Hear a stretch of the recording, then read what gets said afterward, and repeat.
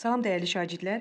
Bu gün biz 9-cu sinif kimya dərsliyində 1.4 molar həcm Avogadro qanunu mövzusunun başlığı altındakı sualların izahına birgə baxacağıq. Uşaqlar, sualların izahına bir-bir baxdıqca mövzunun içərisində olan bütün önəmli hissələrində hər birinə toxunmağa çalışacağam. Gəlin əvvəlcə ilk sualımıza baxaq. Həcmi 1,2 kub desimetr olan rezin şar helyumla doldurulmuşdur. Əgər helyum qazı azotla əvəz olunarsa, kütlə və atomların sayı necə dəyişər? Baxın uşaqlar, bizə həcmi 1,2 kub desimetr veribdir. Əvvəlcə helyum qazıdır, daha sonra bu qazı azotla əvəz ediblər. Biz mövzunun içərisində də öyrəndik ki, bunlar nədir? Müxtəlif qazlardır. Müxtəlif qazların bərabər həcmi olduğuna görə, yəni V1 bərabərdir V2 olduğuna görə onların molekul sayları N1 bərabərdir N2-yə və mol sayları N1 bərabərdir N2-yə olar. Bizim üçün ən önəmli olan hissə budur. Müxtəlif qazların bərabər həcmində, bərabər sayda molekul olacaq, mollarda nə edəcək? Bərabər olacaq. İndi gəlin baxaq. Bizə verib həcmi 1,2 kub desimetr. Bizim mövzunun içərisində düsturumuz necə idi? Mol miqdarı bərabər idi, həcm bölünsün molar həcm. Həcmimizi verib 1,2. Molar həcmimiz neçədir? 24-dür. 1,2-ni 24-ə bölüb mol miqdarını tapacağıq. Bunu da bölsək, alarıq 0,5 mol. Əvvəlcə biz helyumu hesablayaq uşaqlar. Helyumun kütləsini tapmalıyıq, atom sayını tapmalıyıq, daha sonra azotu tapmalıyıq. Helyum üçün kütləni tapsaq, M helyum bərabərdir. Nəyə?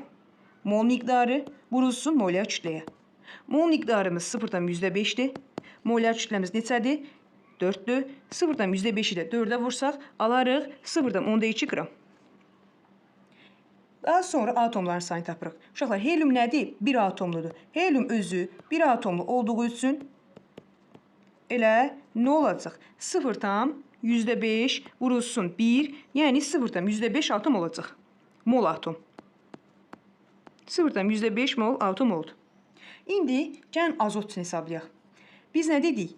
Dedik ki, müxtəlif qazların bərabər həcmlərində bərabər sayda mol olacaq. Yəni biz 0,5 mol burada tapdığımız üçün azot üçün də eyni 0,5 moldan hesablayacağıq.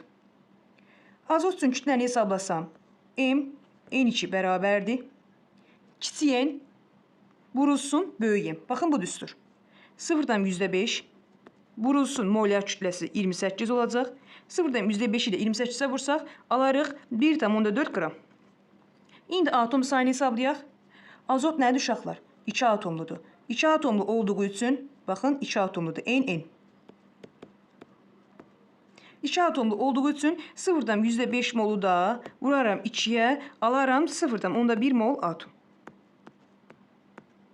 İndi deyir ki, müqayisə. Sayı necə dəyişir müqayisə eləməliyik. Biz necə tapdıq birinci? Tapdıq birincidə helyum üçün 0,2 qram.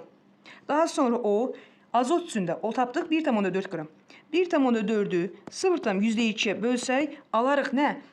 7. Deməli, 7 dəfə artım olub. Atom saylarını müqayisə eləsək, 0,5 tapmışdıq. Daha sonra 0,1 mol tapdıq, atom tapdıq. 0,1-i də bölsək, 0,5-ə alarıq 2. Deməli, nədir? Kütlə 7 dəfə artdı, atom sayısı 2 dəfə artmış oldu. Daha sonra gəlin ikinci suala baxaq. İnsan tənəffüs edərkən sutka ərzində atmosferə 240 kub desimetr karbon qazı buraxır. Karbon qazının bu həcminin kütləsini hesablayın. Gəlin hesablayaq uşaqlar. Bizim düsturumuz necə idi? Mol miqdarı bərabər idi. Həcm bölünsün molar həcm. Bizim üçün həcm neçə veribdir uşaqlar? 240. 240-ı yazdım yerinə. Molar həcmimiz neçədir? 24-dür. 240-ı 24-ə bölsək, alarıq 10 mol.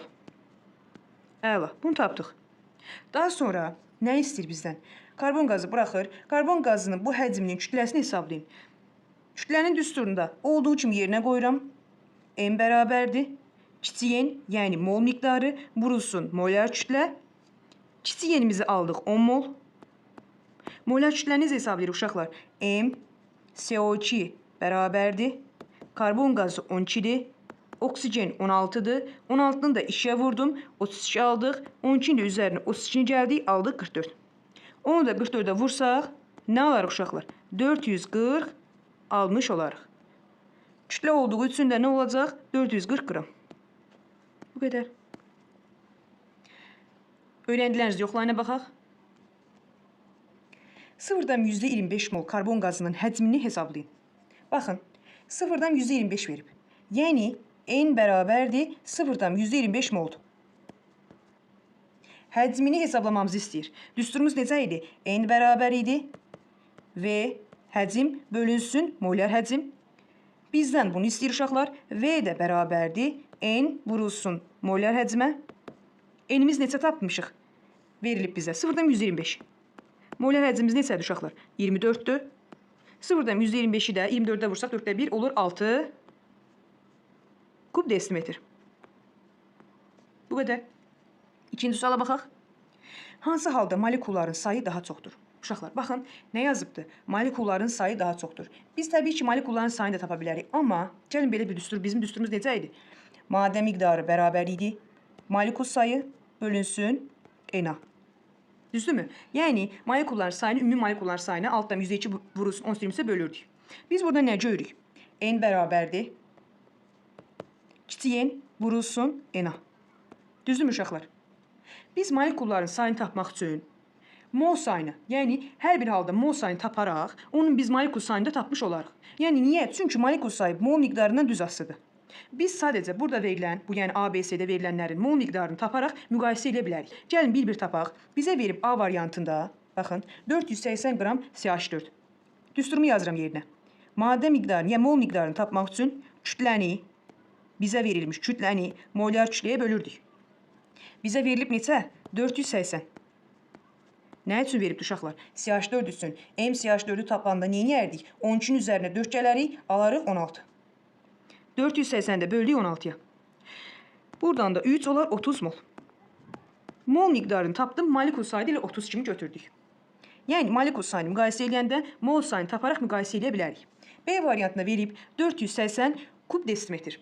Düsturumuz necədir? N bərabərdir, V bölünsün, yəni həcm bölünsün molar həcmdir. Bizə nə veribdir? 480 veribdir. Gətirdim, qoydum yerinə 480. Molar həcmimiz 24'dür. Bunu da bölsək, alarıq 20 mol. Bunu da tapdıq 20 mol. C variantına baxıram. C variantına baxın elə uşaqlar. Özü olduğu kimi nə veribdir? 48 mol CH4 veribdir. Yəni N-i elə 48 veribdir. Buradan da biz müqayisə eləsək, hansı daha böyük olacaq? Təbii ki, 48 daha böyük olacaq. Zaten ən çox olanı istəyirdi. Deməli, olacaq C variantı. 6. Kub desimetr oksigen, 12 kub desimetr hidrogendən ibarət qaz qarışığındakı molekulların ümumi sayını hesablayın. Molekulların ümumi sayını hesablayın. Aha. Baxaq görə necə edə bilirik? Bizə verib 6 kub desimetr, 12 kub desimetr. Əvvəlcə ümumi həcmi tapsaq uşaqlar. Yəni 6 ilə 12'ni cəmləyirəm. Alıram 18. Daha sonra biz nə bilərik uşaqlar? Mol sayını tapa bilərik. Mol sayını tapandan sonra düsturda yerinə qoyub molekul sayını da asanlıqla tapa bilərik. Mol sayını necə tapırdıq? Mol sayı bərabərdir. Molar həcm bölünsün molar həcm. Həcmimiz necə tapdıq? 18 tapdıq. Molar həcmimiz 24'dür. 18'i də 24'ə bölsək, alaraq neçə? 0'dan %75 mol. Daha sonra molekul sayını tapmaq üçün nə edirdik uşaqlar? Yenə, baxın, mol miqdarı bərabərdir N bölünsün NA-ya. Molekul sayını da tapmaq üçün N bərabərdir. Maddə miqdarı vurulsun NA-ya, mol miqdarı vurulsun NA-ya. Mol miqdarımız 0'dan %75 vurulsun neçə? 6'dan %2 vurulsun 10 üstü 23. Bunu da tapsaq uşaqlar. Bizə də hesablayayım mən bunu. 4'də 3 şəklində bölsək. Aha, 4'dan indi 515 vurulsun 10 üstü 23 olar. Bu qədər. Sonuncu suala da baxaq. 14 qram azot qazındakı molekullarının sayının 8 qram helyumda olan atomların sayına nisbətini hesablayın. Əla. Gəlin bunu da hesablayaq. Baxın uşaqlar. Nə verib bizə? 14 qram verib. Deməli bizim nəyimiz məlumdur? M-imiz məlumdur. Azot veribdir bizə. Düzdürmü uşaqlar? Azotun nəyi məlumdur? Böyük, yəni molar kütləsi məlumdur. Biraz yaxşı yazmadı uşaqlar. Molar kütləsi məlumdur. İndi biz nə bilərik? Mol miqdarını tapa bilərik. Mol miqdarını necə tapırdıq? N bərabərdir. Kiçik M bölünsün böyük M. Kiçik M'imiz neçədir? 14'dür. M-imiz neçədir uşaqlar? M N2 şəklində yazsam 14 vurulsun 2 neçə olar? 28 olar. Böldüm 28-ə. 1, 2, 0,5 mol. Bunu tapdıq. İndi deyir ki, buradakı molekulların sayı. Molekulların sayı necə tapırdı uşaqlar? N bərabərdir. Kiçik n vurulsun n-a. Mol miqdarımızı tapdıq 0,5. 0,5 vurulsun 6,2 vurulsun 10^23. Bunu da hesablasaq, yarısı qədər olar, alınar 3,1 vurulsun 10^23. Əla, bunu tapdıq. Məsələn, bir hissəsini həll elədik uşaqlar. İndi gəlin görə ikinci hissədə nə deyir? 8 qram helyumda olan atomların sayı. Baxın uşaqlar, 8 qram yazıb. Kiçik m-imiz məlumdur. Helyum deyir, böyük m-imiz məlumdur. Yenə biz nəyi tapa bilərik? Mol miqdarını tapa bilərik. Mol miqdarını tapmaq üçün də m-i böldüm böyük m-ə. Kiçik m-im 8-dir, böyük m-im helyum üçün neçədir uşaqlar? M helyum bərabərdir 4-dür. 8-i böldük 4-ə aldıq 2 mol. Əla. İndi bizdən atom sayını istəyir. Helyum özü nədir uşaqlar? Bir atomludur. Bir atomlu olduğuna görə də yenə də biz, baxın, biz buradan bu düsturdan biz nəyi tapırdıq? Həm molekul sayını tapa bilərik, həm də atom sayını tapa bilərik. Yəni bu nə deməkdir? O deməkdir ki, n bərabərdir. Bunu mən artıq molekul sayı üçün hesabladım. Molekul sayı üçün hesabladım. Bunu isə atom sayı üçün hesablayıram. Baxın indi. N nədir? Tapdıq 2. N-a neçədir uşaqlar? 6,2 vurulsun 10^23. Helyumun özü neçədir uşaqlar? Bir atomlu olduğuna görə elə olduğu kimi 1 yazdım. 2-ni də vursam 6,2 vurulsun 10^23. Bunu da belə yazaq da 12,4 vurulsun 10^23. Əla. İndi bizdən bunun aldığımız bu nisbəti buna bölməmizi istəyir. Bunu da bölsək 3,1 vurulsun 10^23. Baxın. 12,4 vurulsun 10^23. 10^23'ləri buradan apardım.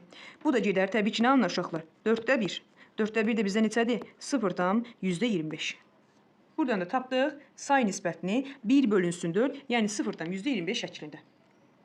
Siz sadəcə uşaqlar, önəmli olan hissələr odur ki, məsələni oxuyaraq sizdən nə istədiyini görə bilərsiniz. Yəni görürsünüz, avtomatik oxudum. Burada məndən m-i veribdi. Azot qazı dediyi üçün böyük m avtomatik yadıma düşməlidir mənim və mən mol miqdarını tapmalıyam. Mol miqdarını tapandan sonra isə biz oradan sonra molekul saylarını tapmış oluruq. Burada da eni ilə. Əvvəlcə bizə vermişdi 8 qram, kiçik m-imiz məlum idi, böyük m-imiz məlumdur, mol miqdarını tapdıq, buradan da biz atom sayını tapmış olduq. Yəni siz uşaqlar, mövzunun içərisində olan, önəmli olan 2-3 düsturu bilərək çox rahatlıqla bu məsələlərin hər birini həll edə bilərsiniz. Təbii ki, bütün məsələlərin hər birini tənassüblə həll edə bilərsiniz uşaqlar, amma bu məsələlərdə olan düsturlardan bilmək sizə daha avantajlı ola bilər, daha tez həll edib bitirmənizə kömək ola bilər. Ümid edirəm ki, izahım aydın oldu uşaqlar. Aydın olmayan hissələrin hər birini rəy bölməsinə qeyd edə bilərsiniz, suallarınızı yaza bilərsiniz. Kanala dəstək olmaq üçün videonu bəyənməyi, rəy yazmağı və abunə olmağı unutmayın. Özünüzə yaxşı baxın. Gələcək mövzuların izahında görüşənə qədər.